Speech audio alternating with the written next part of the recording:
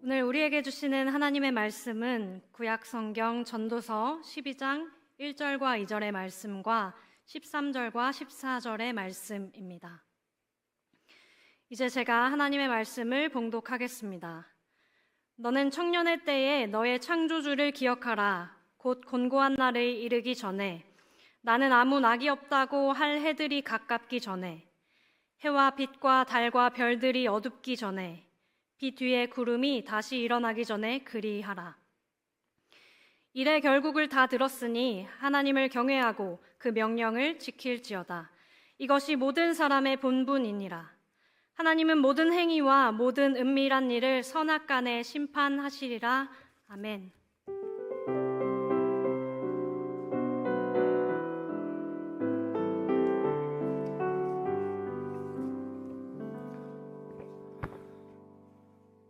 네, 사랑하는 청년 여러분 반갑습니다. 보고 싶었어요.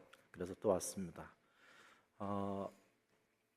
요즘 주변국들의 관계성 속에서 대만에 대해서 여러분 좀 이야기를 좀 듣게 되죠. 대만이 어디 있는지 알죠? 중국의 역사 중에 1949년에 중국의 국민당을 이끌었던 장개석 총통과 공산당을 이끌었던 마오쩌둥, 모택동이라는 사람이 전쟁을 벌입니다. 근데 장개석 총통이 져요. 그래서 장개석 총통은 국민당을 이끌고 지금의 대만으로 피신합니다. 대만을 건국한 건 아니고 원래 대만에 원주민들이 있었지만 대만으로 피신해서 국민당 전통을 가지고 이제 나라를 일으키는데 그때 있었던 일이에요. 국민당을 이끌던 장개석 총통이 공산당에게 패배하고 이제 대만으로 이제 밀려날 때죠. 그는 그 허무한 순간에 특이한 일을 합니다. 당장 필요한 무기나 식량을 가져가지 않았고요. 무려 70만 점이나 되는 국보급 문화재들을 탈취해서 대만으로 옮겨갔어요. 그때 외신들이 그 이유를 물었습니다. 왜 무기를 가져가지 않고 식량을 가져가지 않고 문화재를 그렇게 많이 가져간 이유가 뭡니까? 라고 물었을 때 장개석 총통은 이렇게 말했습니다. 나의 국민은 감탄할 대상을 볼 때 비로소 인간이 될 수 있습니다. 나의 국민은 감탄할 대상, 경탄할 대상을 볼 때 비로소 인간이 될 수 있기 때문입니다. 그랬어요. 일국의 지도자가 자신이 이끄는 국민들과 함께 인생의 허물을 극복했던 방법은 감탄할 대상을 확보하는 것이었습니다. 미국의 보스턴 칼리지의 철학 교수인 피터 크리프트라는 사람이 있는데요. 이분은 이렇게 우리 사회들을 분석했어요. 우리가 살아가는 사회는 언론은 개별적인 것들에 대해서 너무나 자세히 보도해주고 또 학문은 세부적인 사항들을 면밀히 연구하지만 정작 인생의 궁극적이고 영원한 진리에 대해서는 알려주지 않기 때문에 결국 우리에게 남는 건 시시하고 사소한 것들만 남는다는 거예요. 그 결과 우리가 허무해진다는 거죠. 사랑하는 청년 여러분, 여러분은 어떤 존재냐면 청년이란 살아온 날들보다 살아갈 날들이 훨씬 많은 사람들이죠. 여러분은 앞으로 살아가면서 인생의 허무함이 엄습해 올 때 어떻게 극복하려고 합니까? 우리는 그것을 전도서의 말씀을 통해서 미리 허물을 이기는 방법을 배울 수 있습니다. 이 전도서는요, 살 날이 얼마 안 남은 사람들을 대상으로 쓴 책이 아니에요. 인생을 다 살아본 지혜자가 앞으로 살 날이 많은 청년들한테 쓴 책이 전도서이기 때문에 이 전도서는 청년기에 깊이 읽어봐야 된다는 생각입니다. 1, 2, 3부 예배 때 오늘까지 10주 동안 전도서 전체를 강해했어요. 여러분은 한 달에 내가 한 번 오니까 중간중간 들었기 때문에 오늘 다 요약을 해드릴 겁니다. 전도서는 헛되다로 시작해서 헛되다로 마쳐요. 되게 재밌죠? 헛되고 헛되고 헛되고 헛되니 모든 것이 헛되도다. 헛되다로 시작해서 헛되다로 마치는 게 전도서고요. 히브리 성경을 보면 이 전도서 길지도 않은 이 12장 안에 헛되다라는 말씀이 38번이나 등장합니다. 그런데 사실 이 전도서는 우리를 헛되지 않은 삶으로 인도하는 말씀이에요. 자, 그러면 1장부터 11장까지 요약을 해볼 테니 귀를 쫑긋 세우고 잘 들어보시고, 아, 전도서가 그런 책이란 말이야? 그럼 한번 읽어볼 때 이런 내용들을 생각하고 읽어야겠다. 읽어보시면 좋을 거예요. 전도서 1장이 강조하는 것은, 전도서 첫 장 1장이 강조하는 것은 해 아래 새 것이 없다, 이런 말씀이 나옵니다. 그게 무슨 뜻이냐면 하나님이 전제되어 있지 않은 해 아래에서의 삶을 인간적 차원의 삶으로 봐요. 그런 삶은 허무해요. 여러분, 하나님이 전제되어 있지 않은 세상은 허무할 수밖에 없습니다. 그래서 우리가 어떻게 살아야 되냐면 하나님을 전제로 하는 삶, 해 위에서의 삶, 하나님의 차원에서의 삶은 헛되지 않다는 말씀이에요. 청년 여러분, 인간적인 차원이 아니라 하나님 차원에서 살면서 허무함에서 벗어나고 있습니까? 여러분이 이렇게 주일 예배 드리고 나면 허무해요? 아니죠. 충만하죠. 하나님의 세상을 호흡했기 때문이에요. 자, 그 다음 두 번째, 전도서 2장에 보면 반복되는 말씀이 하나 있는데 그게 바로 나입니다. 내 육신, 내 사업, 내 지혜, 내 눈, 나가 반복되는데 전도서 2장이 하시는 말씀은 뭐냐면 나 중심적인 삶은 허무하다는 거예요. 근데 하나님 중심적으로 살면 삶이 선물이 되고 허무하지 않게 돼요. 자, 여러분 지금 어떻게 살고 있습니까? 지난 한 주간의 삶을 돌아보죠. 나 중심적으로 좀 살았어요? 좀 허무했을 거예요. 하나님 중심적으로 좀 살았습니까? 허무하지 않았을 겁니다. 그래서 허무하지 않으려면 나 중심적으로 살면 안 되고 하나님 중심적으로 살아야 돼요. 그 다음 전도서 3장에 보면 그 유명한 때와 시기에 대한 말씀이 등장하는데요. 개인적으로 이 전도서 3장을 참 좋아합니다. 우리는 어떻게 살아가냐면 내가 원하는 일이 내가 원하는 때에 이루어지기를 바라요. 그죠? 내가 요때 딱 학교 졸업하고 요때 사귀고 이때 결혼하고 이때 취업하고 우리는 내가 원하는 것이 어느 때 이루어졌으면 좋겠다는 바람이 있어요. 그런데 인생이 그렇지 않아요. 내가 원하는 일이 내가 원하는 때에 일어나는 일도 있지만 그렇지 않을 때가 훨씬 더 많거든요. 내가 원하는 일이 내가 원하는 때 이루어지기를 바라면서 살면 허무해집니다. 그러면 어떻게 하면 허무해지지 않는가? 때를 따라 모든 것을 아름답게 하시는 하나님의 때에 맞추어 살면 허무하지 않게 돼요. 여러분, 하나님께서 때를 따라 모든 것을 아름답게 하시리라는 믿음을 갖고 허무함을 물리쳐 보고 싶지 않습니까? 그게 전도서 3장 내용이에요.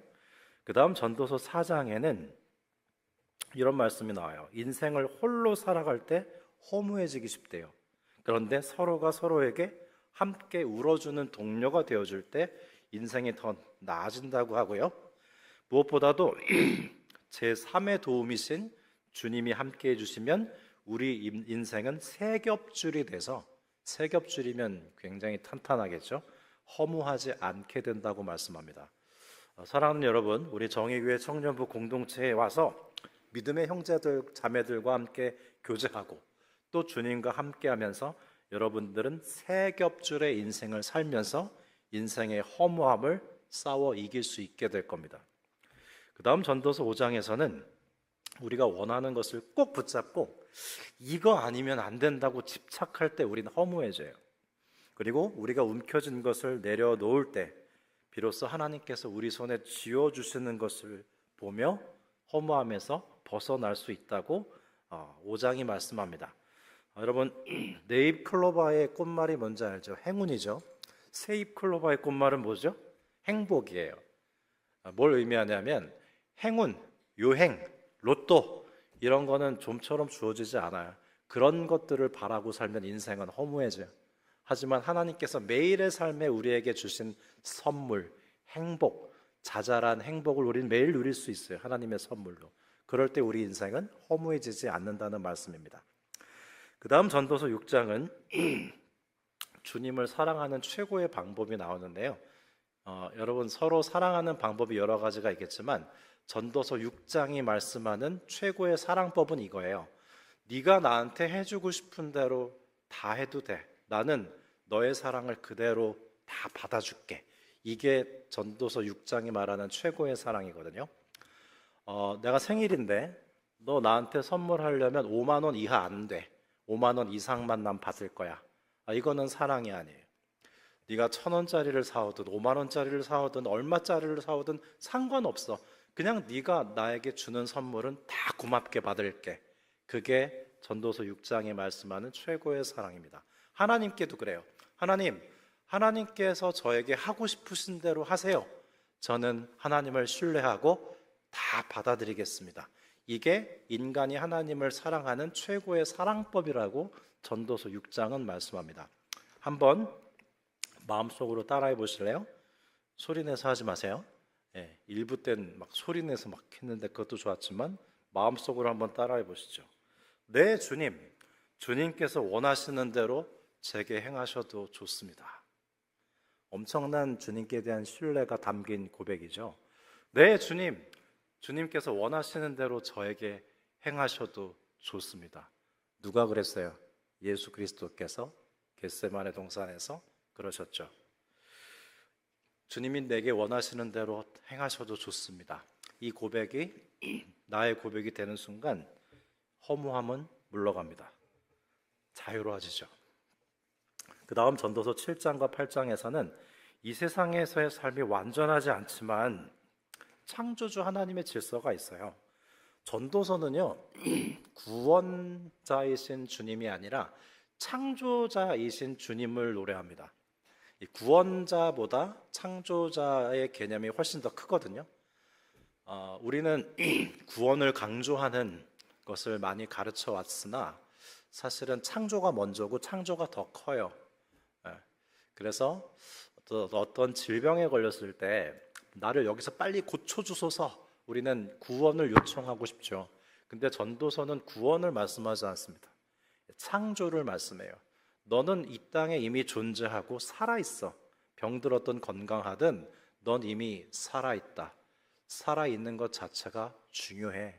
그리고 너를 지으신 주님이 너를 구원해 주시지 않겠어? 창조 신학이 전도서는 더 강합니다.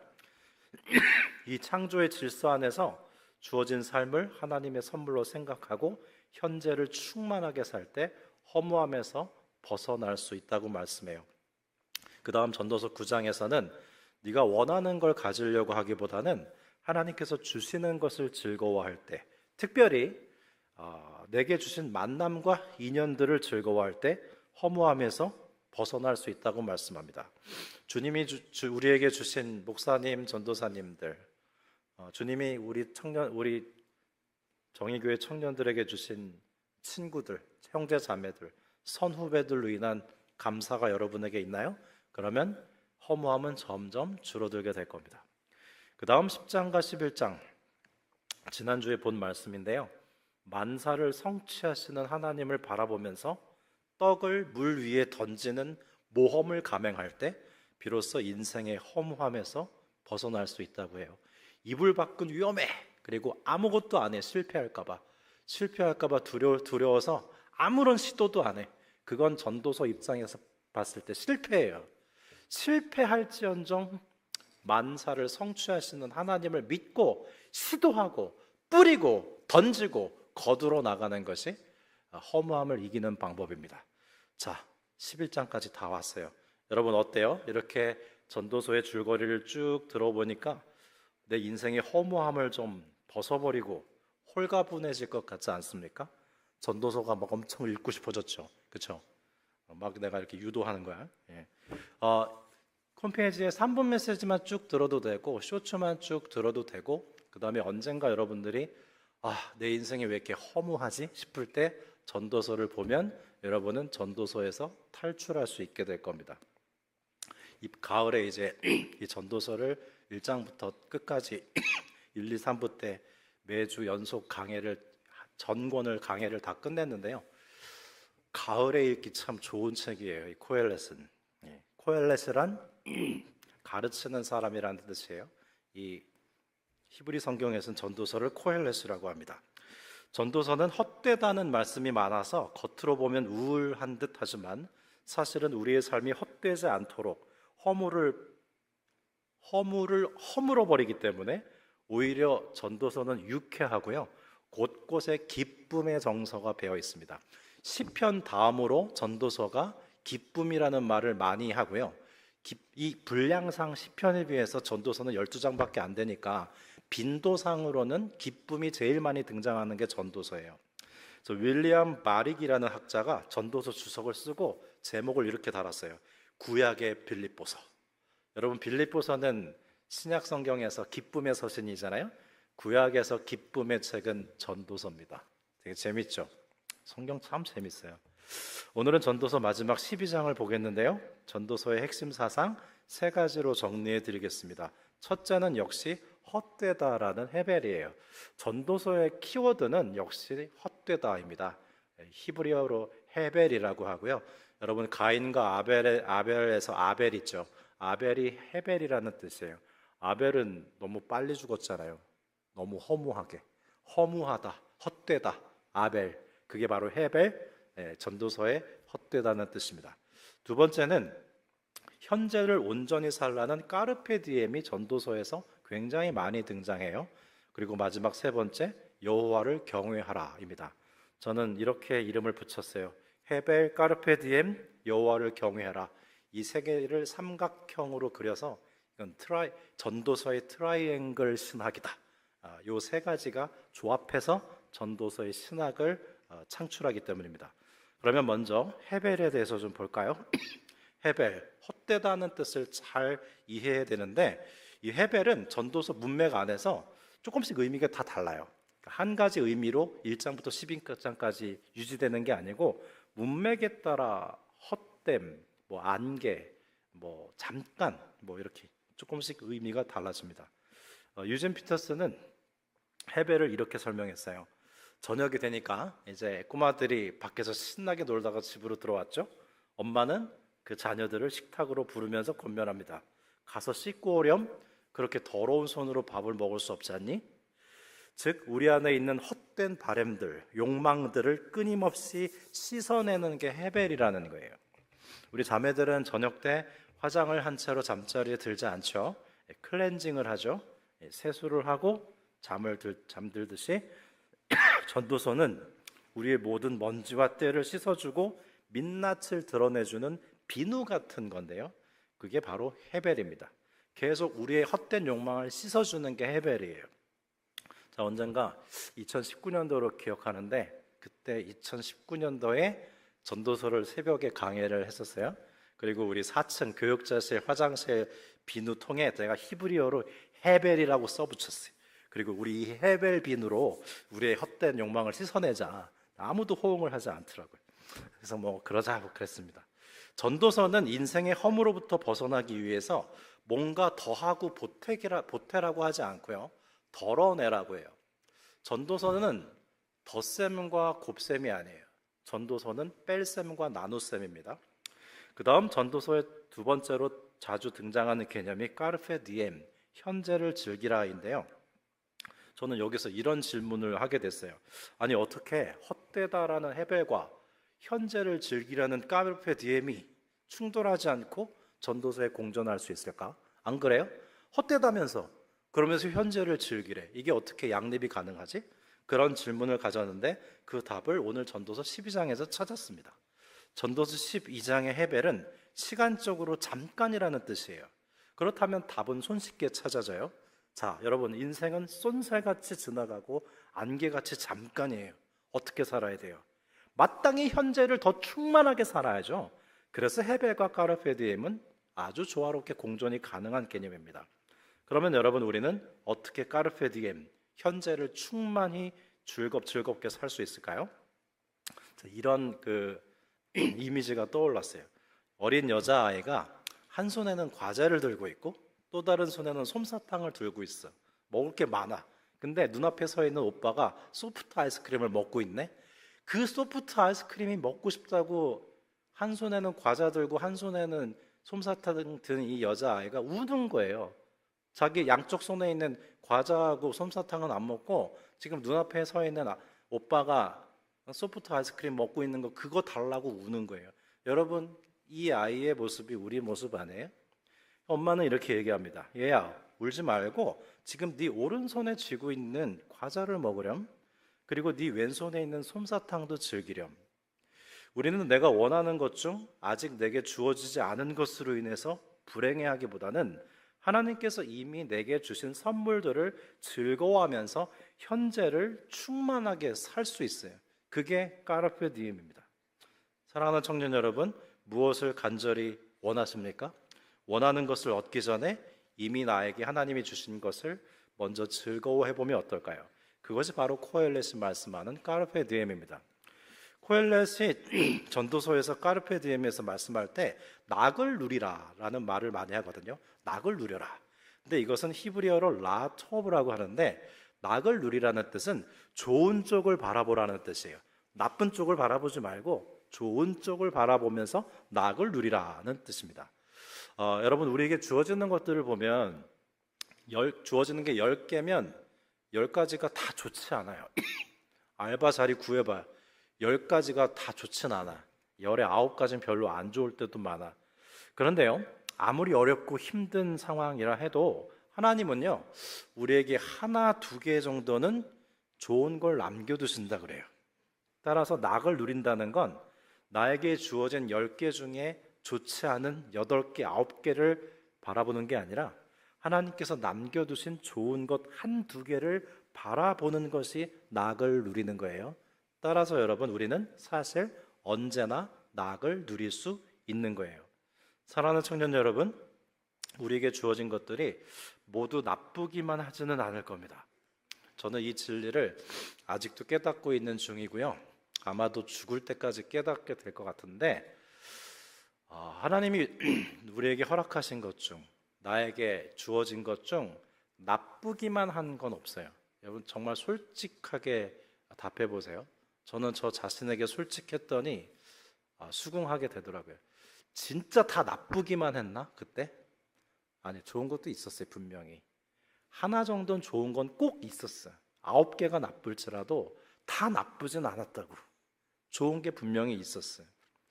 하나님께서 남겨두신 그 좋은 것 하나에 집중할 때 우리는 까르페 디엠, 현재를 즐거워하면서 충만히 살 수 있는 겁니다.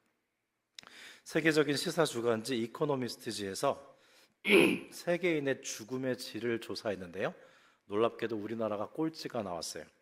죽음을 앞두고 한국인이 가장 준비 없이 혼란스러워하더래. 그리고 가장 많은 돈을 쓰면서 가장 불행하게 죽더랍니다. 터키 사람들은 95%가 천국 간다고 믿는 반면 우리나라는 49%가 천국 간다고 믿는다고 답을 했습니다. 그러니까 절반 이상이 천국 갈 확신이 없는 거죠. 그러니 수단과 방법을 가리지 않고 끝까지 살려고 하고 죽음을 절대 받아들이려고 하지 않고 죽을 준비가 안 돼 있는 거예요. 우리 인생의 가장 큰 숙제는 죽음입니다. 안 죽는 사람은 없어요. 여기 우리 다 죽게 될 거예요.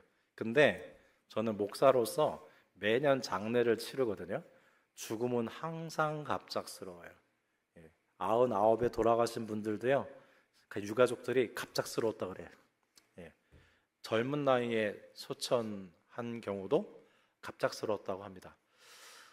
40대 초반에 남성 성도님이 주무시다가 돌아가셨어요. 정말 대책이 없더라고요. 저도 위로할 말이 없었어요. 항상 죽음은 갑작스러워요. 그래서 미국의 대학은 죽음학을 가르친다고 합니다. 여러분, 일청에서 지금 학교에서 죽음학 가르치는 학교 있나요? 내가 다니는 대학원에선 한 과목 가르친 적이 있었는데 죽음학을 대학에서 가르쳐야 돼요. 미국의 대학은 죽음학을 가르치기 때문에 미국인들은 죽음을 겸허히 받아들이는 편이라고 합니다.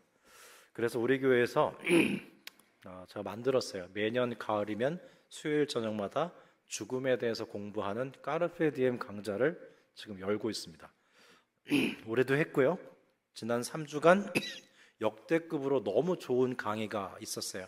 여러분 홈페이지 들어가서 영성란의 까르페 디엠 난 찾아서 꼭 들어보세요.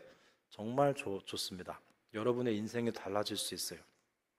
사실 까르페 디엠이란 메멘토 모리에서 비롯된 거예요. 고대 로마에서 전쟁에서 승리하고 개선 행진을 하고 들어올 때 이 로마인들이 지혜가 있었어요. 맨 대열의 끝에 전쟁 포로를 세워서, 물론 쇠사슬에 묶여 있죠. 이걸 외치게 했습니다. 당신도 언젠가는 죽게 될 거라는 것을 기억하라. 교만하지 마라. 이걸 포로한테 외치게 했어요. 그 개선 행진 속에서. 그게 바로 메멘토 모리입니다. 그런데 죽음을 기억하다 보면 오늘 현재를 더욱 적극적으로 살게 되기 때문에 메멘토 모리는 까르페 디엠과 같이 가요. 그래서 우리 정의교회 죽음학교도 맨 처음에 메멘토 모리라고 하려다가 까르페 디엠으로 바꿨습니다. 오늘 본문 전도서 12장은 전도서의 결론인데요. 하나님을 경외하라 라고 맞춰요. 청년이여 하나님을 경외하라 이렇게 맞춥니다. 그런데 이 하나님 경외 사상은 죽음을 기억하라와 긴밀한 연관이 있어요. 코엘렛도 마지막 장에서 죽음을 가르치는데요. 오늘 다 읽지 않았지만 3절 이하의 내용을 보면 죽음의 전조 증상이 나옵니다. 이것을 황혼의 애가라고 해요. 여러분은 잘 와닿지 않을 거예요. 아마 삼청은 좀 와닿을 수도 있어. 삼청은 와닿을 수도 있습니다. 이게 무슨 내용이냐면 결국 모든 사람들이 이렇게 늙어서 죽게 된다는 뜻인데요. 비유가 참 재밌습니다. 그냥 듣기만 하세요. 3절 이하에 이렇게 돼 있어요. 그런 날에는 집을 지키는 자들이 떨 것이며 두 손과 두 발이 힘이 없어서 떨린다는 말씀이에요. 쌍문역 4번 출구에서 여기 교문까지 올라오면 두 발이 떨립니까? 그 다음 힘 있는 자들이 구부러질 것이며 무릎과 어깨가 구부러집니다. 맷돌질 하는 자들이 적음으로 그칠 것이며, 맷돌은 뭐냐면 어금니, 치아가 빠진다는 거고요. 창들로 내다보는 자가 어두워질 것이며, 창문은 뭐예요? 시력이에요. 시력이 희미해진다는 뜻이고, 4절 길거리 문들이 닫혀질 것이며 귀가 어두워서 안 들린답니다. 새의 소리로 말미암아 일어날 것이며 작은 소리에도 깜짝 놀라서 잠이 깨고요 다시 잠이 못 들어요. 음악하는 여자들은 다 쇠하여질 것이며, 이건 뭐냐면 나이가 들면 아름다운 목소리도 다 사라집니다. 5절 살구나무 꽃이 필 것이며 머리가 흰머리로 뒤덮이기 시작해요. 그 결과 조문객들이 거리를 왕래하게 됨이라. 모든 인생은 결국 다 죽는다는 거예요. 이것을 청년의 때에 기억하면 너무나 잘 살게 될 겁니다. 코엘렛의 결론인 마지막 13절 14절을 다시 읽어드릴게요. 이래 결국을 다 들었으니 하나님을 경외하고 그의 명령들을 지킬지어다. 이것이 모든 사람의 본분이니라. 하나님은 모든 행위와 그 은밀한 일을 선악간에 심판하시리라. 죽음 이후에 모든 일에 하나님의 심판이 있으니까 하나님을 경외하라는 말씀인데요. 여러분, 우리가 이 땅에서의 삶을 마무리하고 하나님 앞에 갔을 때 무슨 대화를 하게 될까요? 여러분의 심판 이미지는 뭡니까? 두려우신 하나님 앞에서 심판받는 건가요? 헬리나 워인이 심판 이미지를 되게 따스하게 묘사했어요. 최후의 심판날은 모든 장애가 사라지는 날이래요. 시각장애인도 볼 수 있고요, 청각장애인도 들을 수 있고요, 걷지 못하는 사람은 다 뛰어다닐 수 있어요. 치매 환자들도 다 기억이 나. 심판날은 모든 장애가 없어지는 날입니다. 그리고 이 심판날은 이런 날이에요. 학교를 마치고 돌아온 아이에게 엄마가 물어봐요. 얘야, 오늘 학교에서 어떤 즐거운 일이 있었는지 말해보렴. 하나님께서도 우리한테 최후의 심판날, 얘야, 내가 너에게 선물로 준 인생 행복하게 잘 살다 왔니? 한번 얘기해보렴. 그리고 우리는 네 주님, 좀 힘들고 어려운 시간도 있었지만 감사하고 행복하게 잘 살다 왔습니다. 이렇게 다정한 대화를 나누는 날이 최후의 심판날이라는 거죠. 사랑하는 청년 여러분, 마지막 심판날에 주님과 즐거운 대화를 나누고 싶지 않습니까? 너무 힘들고 어렵기만 했다고 왜 나한테 생명을 주시고 태어나게 했냐고 불평하겠습니까? 아니면 하나님께서 선물로 주신 인생 행복하게 잘 살다 왔다고 감사의 인사를 드리겠습니까? 어떻게 하면 우리는 인생의 마지막 심판의 날에 하나님과 즐거운 대화를 나눌 수 있을까요? 코엘렛은 결론적으로 두 가지를 말씀합니다. 하나는 너의 창조주를 기억하라. 또 다른 하나는 하나님을 경외하라. 청년들이 청년의 때에 창조주를 기억하고 하나님을 경외한다면 마지막 심판날 주님과 즐거운 대화를 나눌 수 있게 된다는 말씀이죠. 너의 창조주를 기억하라. 이게 무슨 뜻이냐면 성경에서 하나님이 누군가를 기억하잖아요. 그러면 적극적으로 행동하세요. 이스라엘 백성들이 울부짖어요. 하나님이 이스라엘 백성들을 기억하죠. 바로 사사들을 보내서 이스라엘 백성들을 구원하십니다. 그리고 한나가 기도했을 때 여호와께서 한나를 기억하신지라 그랬죠. 한나가 아들 못 낳아서 힘들었잖아요. 하나님께서 한나를 기억하신 순간 한나의 태를 열어서 아들을 갖게 해주시죠. 이처럼 하나님이 기억하신다는 건 그를 위해서 즉각 행동하신다는 뜻이듯이 우리가 창조주 하나님을 기억한다는 것은 하나님을 위해 적극적으로 산다는 걸 뜻합니다. 우리가 창조주 하나님을 늘 기억하면서 주님을 위해서 적극적으로 산다면 우리는 마지막 심판날에 주님과 함께 즐거운 대화를 나눌 수 있지 않을까요? 그러면 하나님을 경외한다는 건 무슨 뜻일까요? 서두에 언급했던 장개석 총통의 말을 떠올려 봅시다. 나의 국민은 아름다운 대상을 볼 때 비로소 진정한 인간이 될 수 있다. 이게 경외인데요. 우리도 아름다운 주님을 바라볼 때 주님을 경외함으로 진정한 인간됨을 찾습니다. 여러분이 아까 찬양하고 예배할 때 여러분은 하나님을 경외했고 진정한 인간됨이 찾아졌기 때문에 저는 예배하는 여러분들이 너무너무 예뻐 보였습니다. 실제로 중세시대 때 아름다움이 구원이다라는 말이 있어요. 여러분, 아름다움이 구원이다라는 말 들어본 적 있어요? 굉장히 중요한 신학적인 용어인데요. 사람이 아름다운 대상 앞에 서면 그 아름다움의 영향을 받고 영혼이 구원을 받는다는 건데, 이게 무슨 뜻이냐면 아름다움의 최고봉은 누구예요? 예수 그리스도예요. 하나님이 인간이 되신 예수 그리스도는 이 지상에서 가장 아름다운 존재예요. 그 아름다운 존재의 가장 아름다운, 최고로 아름다운 분이신 예수님을 바라볼 때 우리는 그분을 경외할 수밖에 없게 되고 그분 마음에 합당한 삶을 살고 싶어지고 그래서 구원을 누릴 수밖에 없게 된다는 겁니다. 그게 경외예요. 우리가 청년의 때부터 주님을 경외하며 산다면 여러분은 인생의 허물을 떨쳐버릴 뿐만 아니라 마지막 심판날에 주님과 즐거운 대화를 나누게 될 겁니다. 오늘은 왕이신 그리스도의 주일입니다. 그래서 가운도 입고 스톨도 하고 나왔어요. 오늘이 왕이신 그리스도의 주일인데 교회 절기상으로는 오늘이 2025년 마지막 주일입니다. 다음 주가 대림절 첫째 주일이죠. 교회력상으로는 2026년 1월 첫 주예요. 여러분, 왕이신 그리스도의 주일에 전도서 12장 말씀을 듣습니다. 청년의 때에 하나님을 경외하라는 말씀을 듣습니다. 우리를 위해 자신을 온전히 내어주시고 십자가에서 죽으시고 부활하신 주님을 나의 왕으로 다시금 모셔드리십시다. 여러분, 혹시 내 삶에 내가 왕인 부분이 있어요? 그 부분은 틀림없이 허무하게 될 겁니다. 내 삶에 주님이 아닌, 나도 아닌 그 누군가가, 다른 사람이 왕이 돼 있어요? 곧 허무하게 될 겁니다. 오직 주님만이 내게 왕이 되셔서 내 삶을 다스리실 때 허무함은 물러가고 주님으로 인한 기쁨이 있을 거예요.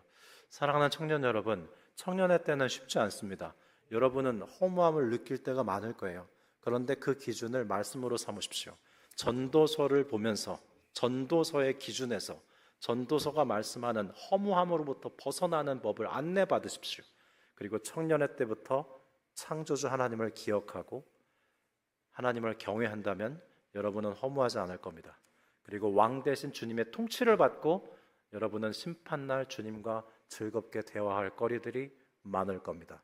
그 은혜를 축복합니다. 기도하겠습니다. 두 가지 놓고 기도할 텐데요. 여러분, 지금 바라고 원하는 것은 무엇입니까? 아마 많겠죠. 청년의 때에는 갖춰갈 게 많기 때문에 바라는 것도 많고 원하는 것도 많을 겁니다. 당연해요. 그런데 우리가 잊지 말아야 될 게 있습니다. 나에게 없는 것만 바라보면 자꾸 허무해져요. 하지만 여러분, 하나님께서 이미 내게 주신 것들이 있어요. 정의교회 청년부를 주셨습니다. 좋은 형제 자매들과의 만남을 주셨어요. 지금 이 시간은 하나님께서 이미 내게 주신 것들을 감사함으로 충만히 누리면서 까르페 디엠 할 수 있도록, 그래서 인생의 허물을 떨쳐버릴 수 있도록, 특별히 청년부 공동체에서의 만남, 형제 자매와의 만남과 제3의 도움이신 주님과의 만남으로 인생의 허물을 이기게 해달라고 우리 같이 기도하겠습니다.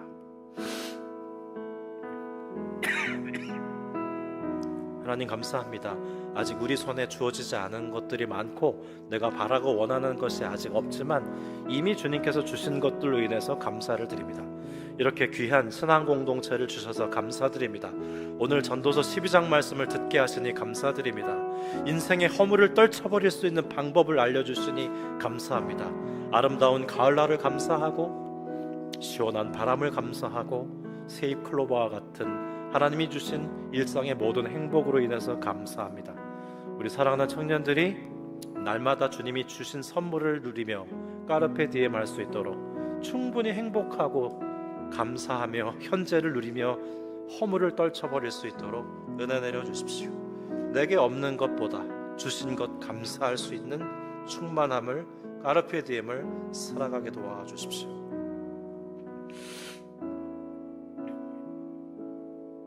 오늘 전도서 12장은 말씀합니다. 청년의 때부터 창조주 하나님을 기억하라고. 여러분, 창조주 하나님을 기억하면서 하나님을 위해서 적극적으로 살아보십시오. 허무함은 물러가게 될 겁니다. 하나님을 경외해 보십시오. 아름다우신 주님을 묵상하고 바라보면서 그 아름다운 주님을 놀라워할 때 죄를 짓기 싫어질 겁니다. 주님께 순종하고 싶어질 겁니다. 주님을 경외할 때 나는 가장 아름답고 안전해질 겁니다. 청년의 때에 창조주 하나님을 기억하고 하나님을 경외함으로 인생의 허물을 이기게 해달라고 기도하겠습니다.